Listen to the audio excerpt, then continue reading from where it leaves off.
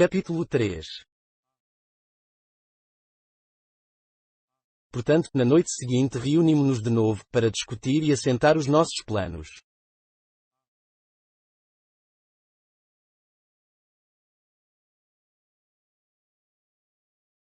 A Aerys disse: agora, a primeira coisa a assentar é o que temos de levar.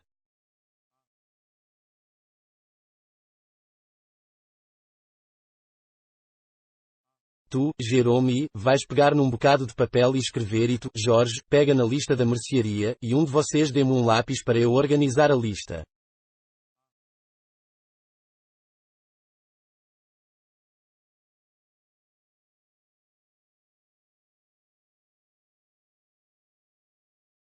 Isto é mesmo do Aerys, está sempre pronto a encarregar-se ele próprio de tudo, e a mandar fazer aos outros o trabalho todo.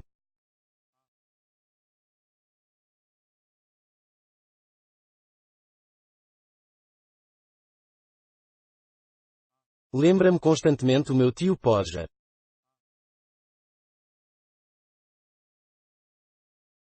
Quando o meu tio Podger resolvia fazer fosse o que fosse, era por toda a casa um tal rebuliço que ninguém se entendia.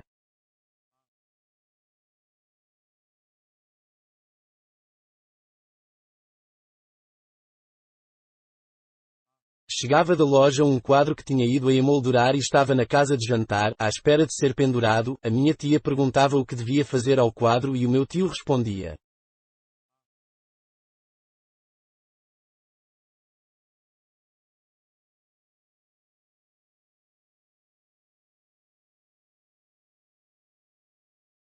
oh, deixa, eu me encarrego dele, isso é comigo.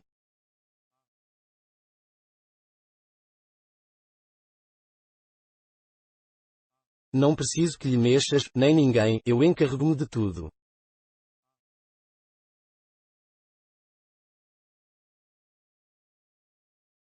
Tirava o casaco e começava a tarefa.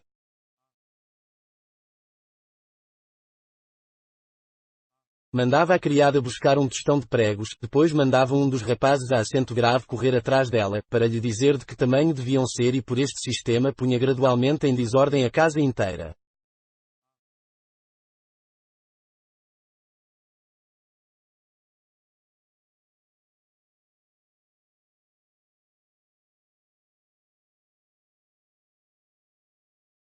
Vamos, Guilherme, vai buscar o meu martelo, gritava ele, e tu, Tomás, traz uma régua preciso do escadote para subir, e também me faz falta um banco de cozinha. Jim, vai numa corrida à casa do Sr. Goggles, diz-lhe que teu pai lhe manda muitos cumprimentos e deseja que ele esteja melhor da perna, e se ele fazia o favor de me emprestar o seu nível de água.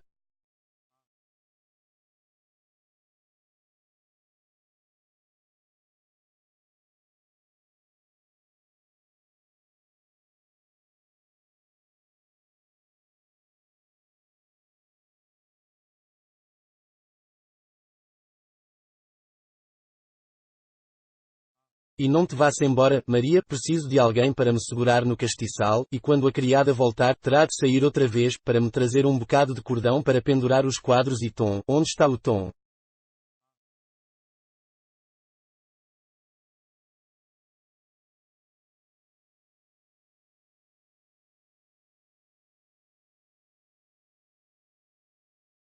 Tom, anda cá, preciso de ti para me deres o quadro.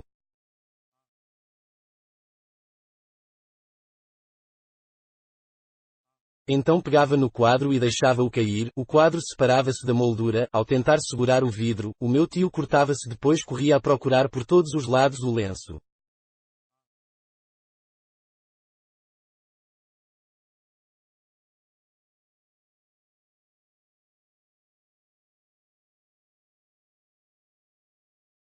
E não o encontrava, evidentemente, porque o lenço ficara na algibeira do casaco que tinha despido, e que não sabia onde tinha posto, e então era preciso que todos abandonassem os apetrechos que já tinham nas mãos, para irem procurar o casaco. Entretanto o tio Podger gesticulava e vociferava: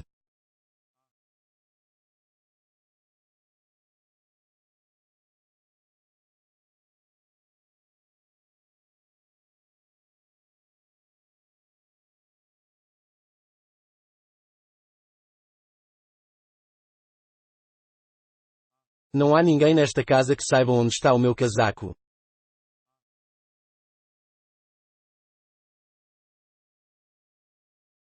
Nunca vi gente tão inútil. Estão aí 6 pessoas, e nenhuma é capaz de encontrar o casaco que eu larguei ainda nem há 5 minutos, súcia de mandriões.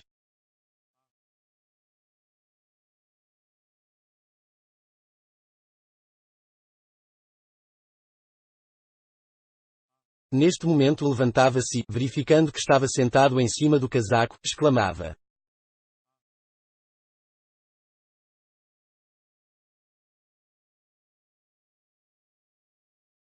"Ah, está bem, não procurem mais. Fui eu só eu que o encontrei. Tanto vale pedir ao gato que encontre qualquer coisa que se perdeu, como pedi-lo a vocês."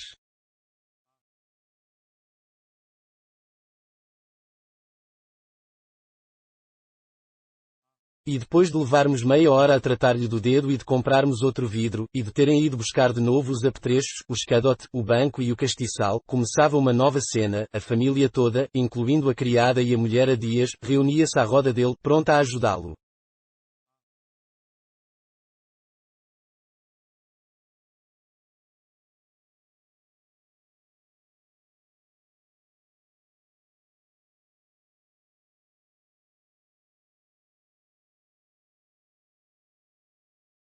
Eram precisas 2 pessoas para segurar o banco, uma terceira ajudava-o a subir lá para cima e amparava-o, a quarta dava-lhe um prego e a quinta estendia-lhe o martelo, o meu tio agarrava no prego e deixava-o cair.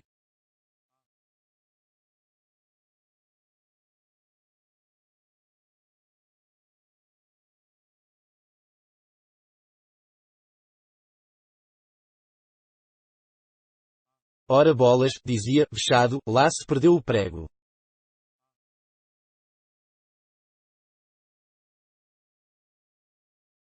E tínhamos que nos pôr todos de gatas, procurando às apalpadelas o prego que tinha caído, enquanto o tio Podger ficava de pé sobre o banco, a resmungar, e perguntava se o fazíamos ficar ali toda a noite à espera.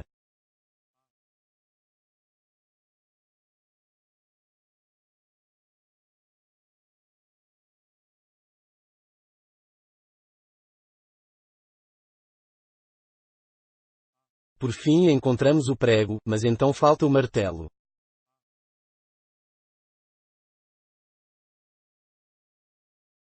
Onde está o martelo? Que fiz eu ao martelo, meu Deus? Estão aí 7 pessoas a olhar para mim e não sabem onde pus o martelo.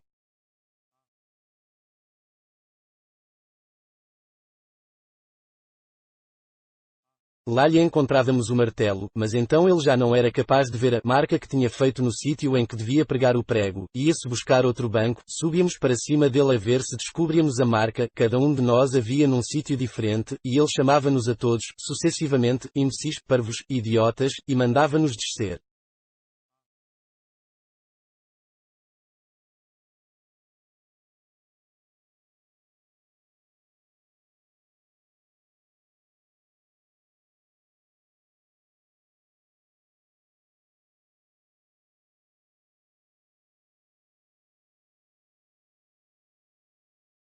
Pegava na régua, recomeçava a tirar medidas, e verificava que tinha de medir, a partir do canto da sala, a metade de 75 centímetros e 1/3, tentava fazer o cálculo de cabeça, e por fim desesperava-se.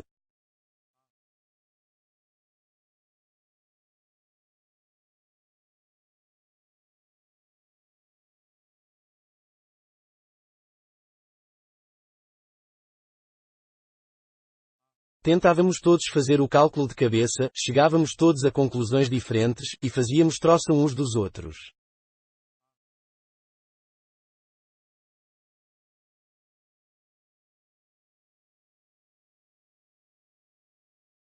E na confusão geral o meu tio Podger via-se obrigado a tirar novamente as medidas.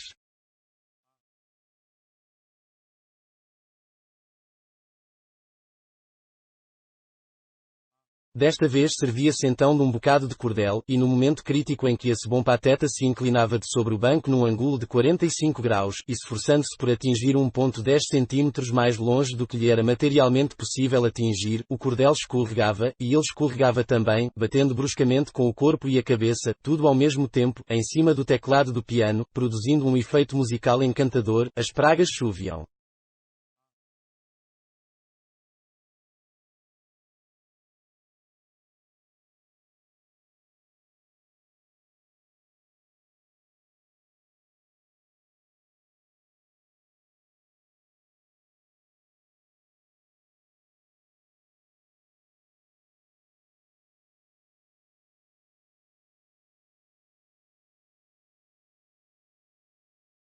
A minha tia Maria declarava logo que não podia consentir que as crianças ficassem ali a ouvir aquele palavreado.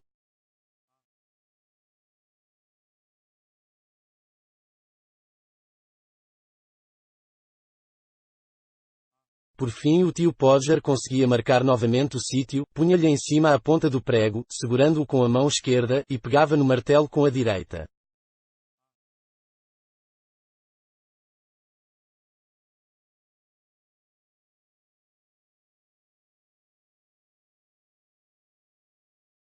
À primeira martelada magoava o polegar e com um grito largava o martelo, que ia cair em cima dos pés de alguém.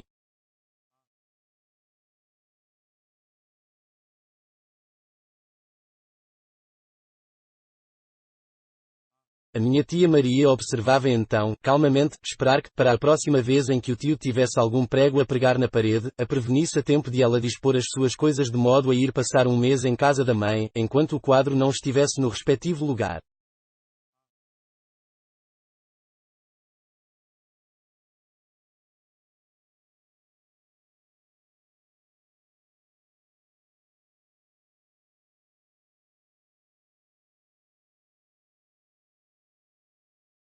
Oh, vocês, mulheres, inventam sempre complicações, respondia o meu tio Podger, que queres, se me diverte fazer qualquer pequeno trabalho neste género.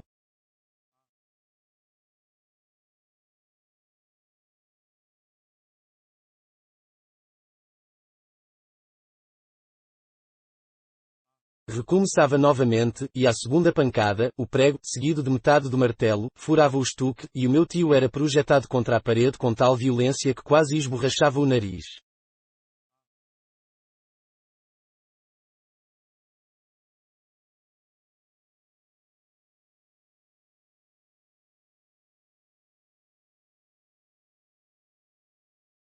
Tínhamos então de encontrar novamente a régua e o cordel, e o tio Podger fazia novo buraco. Perto da meia-noite o quadro estava pendurado, completamente torto, e ameaçando cair, muitos metros quadrados em redor. A parede parecia ter sido lavrada à charrua, e estávamos todos mortos de cansaço e desânimo, exceto o meu tio Podger.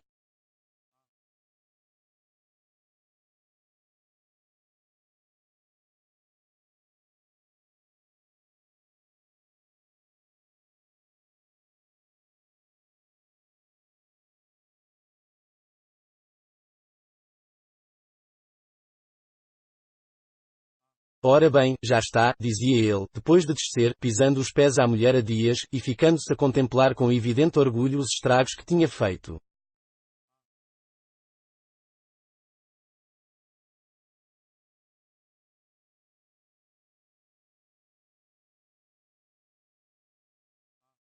E pensar que há pessoas que mandariam vir um operário para uma insignificância como esta.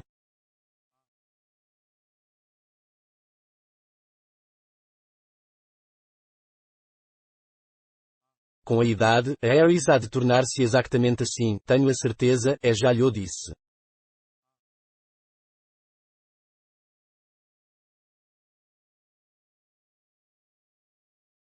Respondi-lhe, pois, que não consentia que ele se encarregasse de nenhum trabalho, e acrescentei.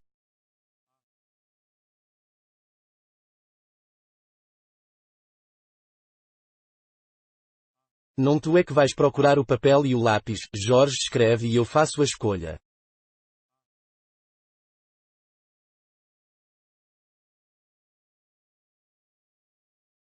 A primeira lista que fizemos teve de ser inutilizada.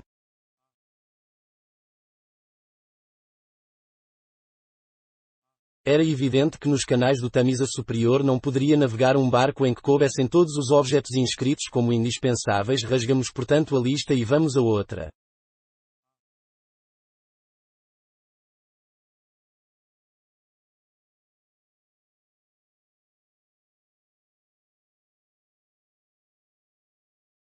Jorge disse, sabem, vamos por mau caminho.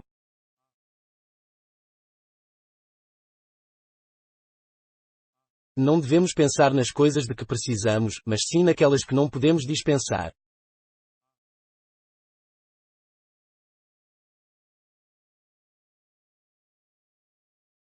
O Jorge às vezes mostra realmente um certo bom senso, até causa admiração.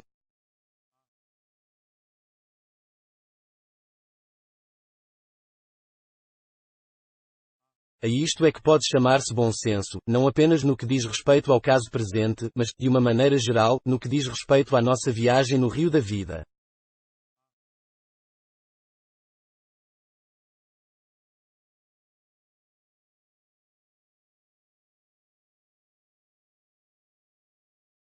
Quantas pessoas, para esse trajeto, sobrecarregam o seu barco, a ponto de ele correr risco de naufrágio, com uma imensa carga de vaidades que julgam indispensáveis à amenidade e bem-estar da viagem, mas que não são de facto mais do que inútil carga.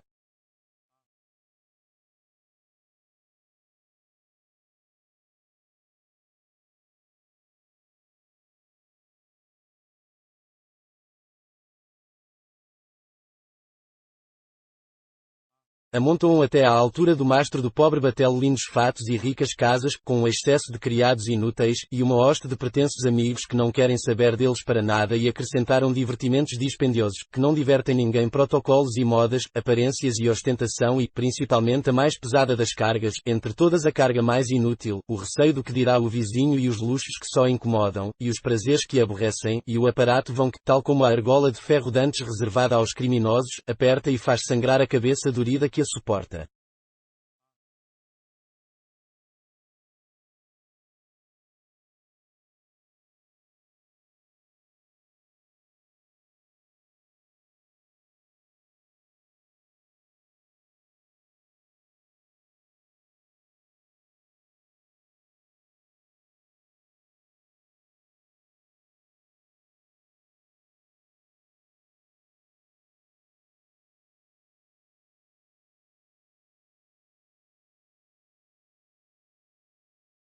Tudo isso, meu irmão, é carga inútil, e nada mais.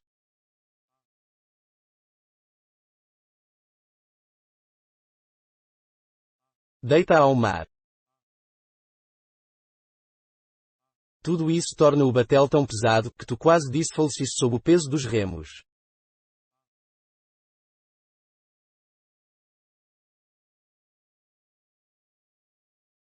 Tudo isso torna a manobra tão perigosa, que o receio e a inquietação não te deixam um só minuto de liberdade, que não podes nunca ter um instante de calma para sonhar em paz, que nem tens tempo de contemplar as sombras que a brisa ligeira esparce sobre as águas, nem os raios cintilantes do sol brincando sobre as leves ondas, nem as árvores frondosas curvadas sobre o seu próprio reflexo, nem o verde e o ouro dos bosques, nem os lírios brancos e amarelos, nem os vimos ondulantes, os juncos, as orquídeas e as miosótis azuis.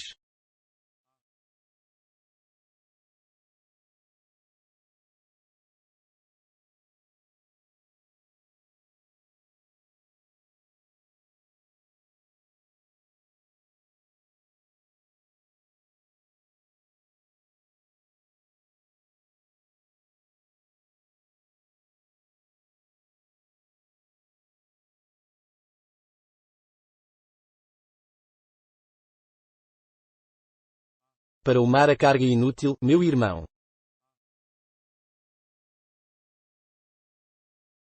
Que o batel da tua vida seja ligeiro, que leve unicamente o necessário, um lar acolhedor e o prazer simples, um ou dois amigos que mereçam esse nome, alguém que tu ames e que te ame, um gato, um cão, um ou dois cachimbos, que comer e que vestir quanto baste, e um pouco mais do que o suficiente para beber, pois a sede é coisa que se deve evitar.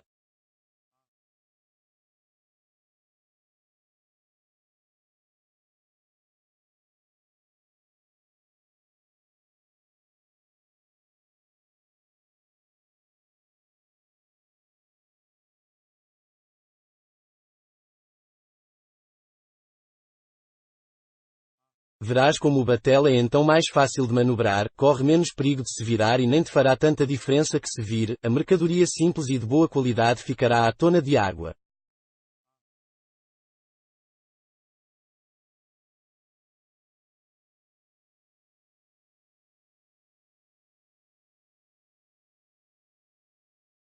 Terás tempo para pensar, assim como para trabalhar.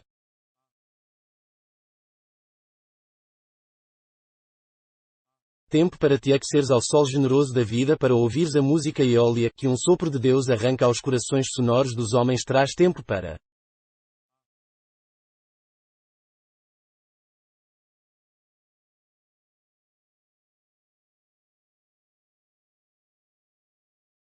Mas peço-vos desculpa, estava distraído.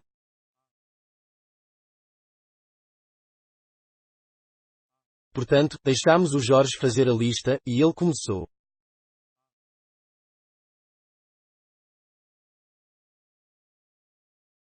Não levamos barraca, sugeriu, arranjamos um barco com cobertura.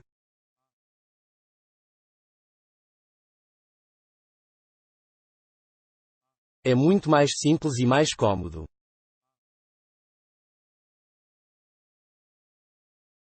A ideia pareceu-nos boa, adotámo-la.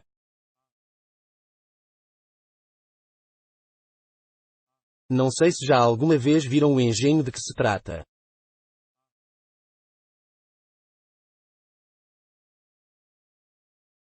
Adaptam-se ao barco uns arcos de ferro, e estende-se sobre estes uma lona, que se une do lado de baixo, em volta do barco, da proa à popa. Isto transforma o barco numa espécie de casinha, muito agradável e íntima, ainda que um pouco fechada demais, mas que querem. Tudo tem os seus inconvenientes, como dizia o outro, quando, tendo-lhe morrido a sogra, vieram apresentar-lhe a conta do enterro.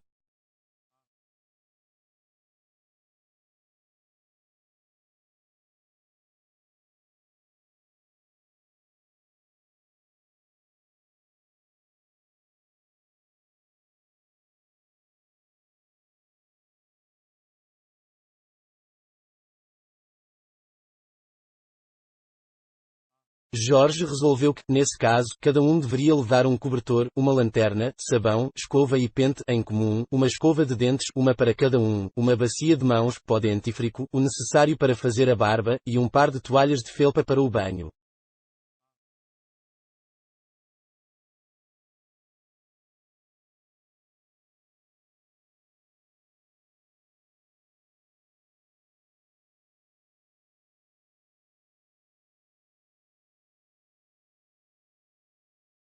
Já notei que as pessoas fazem sempre muitos preparativos para tomarem banho, quando vão para qualquer sítio à beira da água, mas afinal quando lá chegam não tomam banho.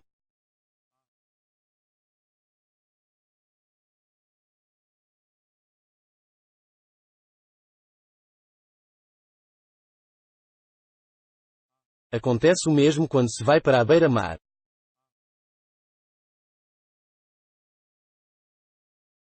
Decido sempre, quando estou em Londres e penso no caso, que hei de levantar-me todas as manhãs muito cedo para ir dar um mergulho antes do pequeno almoço, e meto na mala, com toda a solicitude, um fato de banho e uma toalha.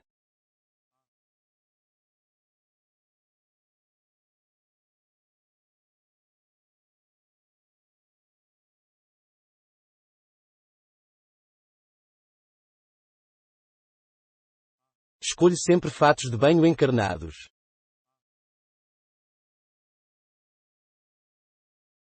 Gosto muito de me ver de fato de banho encarnado.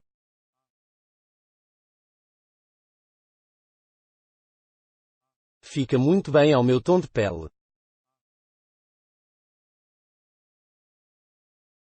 Mas quando chego à beira-mar, começo a reparar que o banho matinal não me seduz já, pelo menos tanto como quando estava na cidade.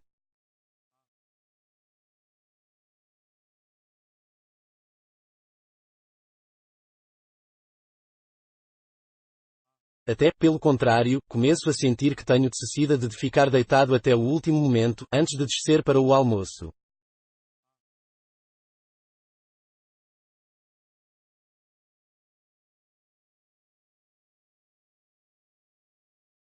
Uma vez ou duas a virtude triunfou, levantei-me às 6 horas, vesti-me sumariamente, peguei no fato de banho e na toalha e, um tanto contrariado, pus-me a caminho.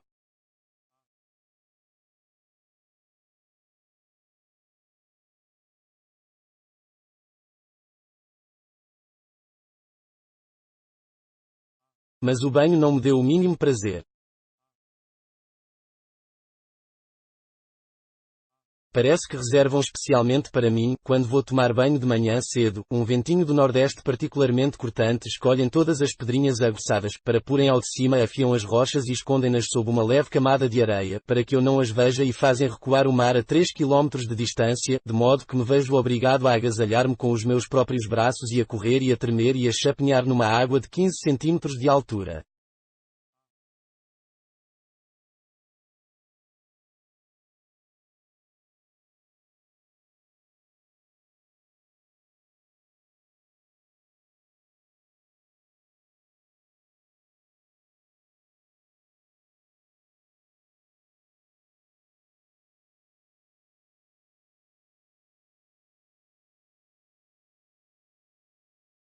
Quando chego ao mar, a água está gelada e desagradável.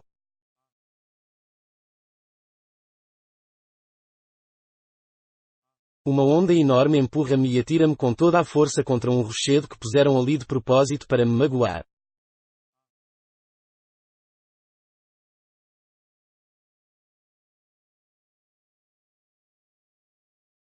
E antes que eu tenha tempo de gritar, ai, ai, e de verificar os estragos, a onda recua e leva-me para o largo.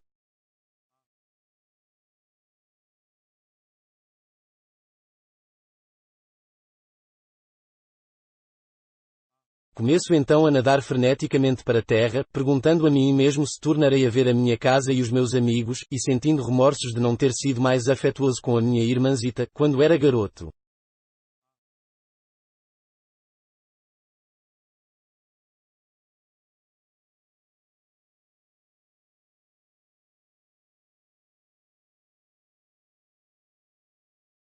Acabo de perder toda a esperança quando uma onda, ao retirar-se, me deixa estendido na areia, como se eu fosse uma estrela do mar e, quando me levanto, reparo que estive a nadar como um louco em 60 centímetros de água.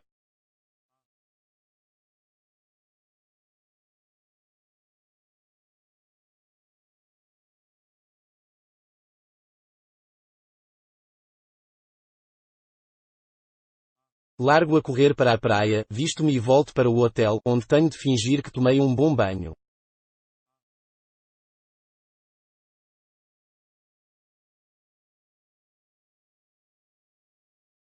Naquele momento, porém, falávamos todos como se tivéssemos de nadar todas as manhãs, durante muito tempo.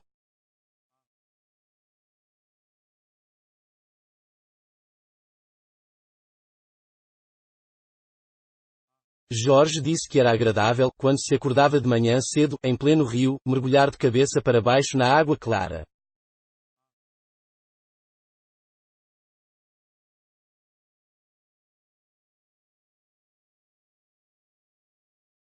Harris acrescentou que não há nada melhor do que um banho para abrir o apetite.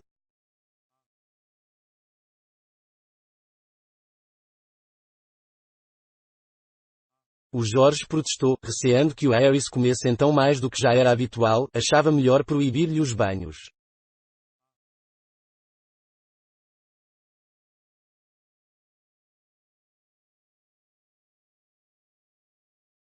Acrescentou que mesmo assim seria já uma árdua tarefa para o Harris remar contra a corrente, para fazer avançar o barco em condições normais.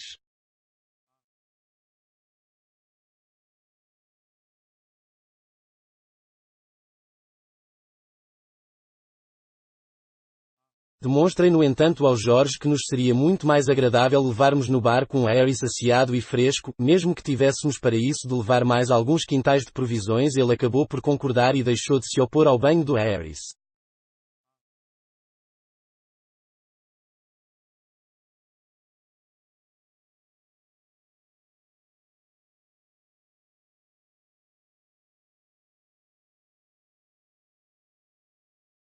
Decidimos finalmente levar 3 toalhas de banho em vez de 2, para evitar ter de estar um à espera do outro.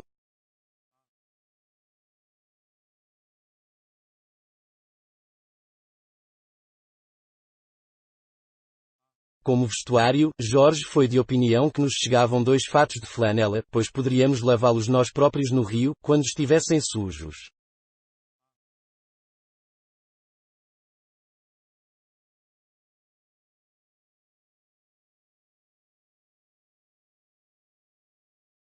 Perguntámos-lhe se ele já alguma vez tinha experimentado lavar fatos de flanela no rio e ele respondeu: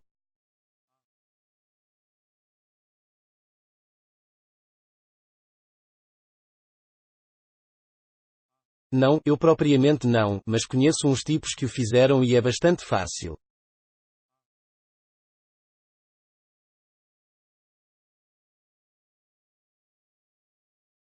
Harris e eu tivemos a fraqueza de admitir que ele não falava no ar e que 3 honestos rapazes sem posição nem influência, desprovidos de experiência em questões de lavagens, poderiam realmente lavar as suas camisas e as suas calças, nas águas do Tamisa, servindo-se de um bocado de sabão.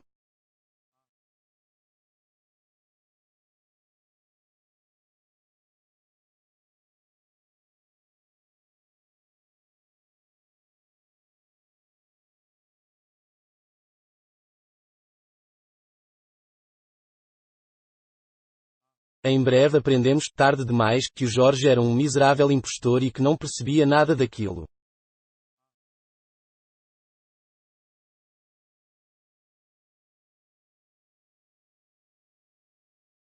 Se vissem como os nossos fatos ficaram, mas, como dizem os folhetinistas, não antecipemos.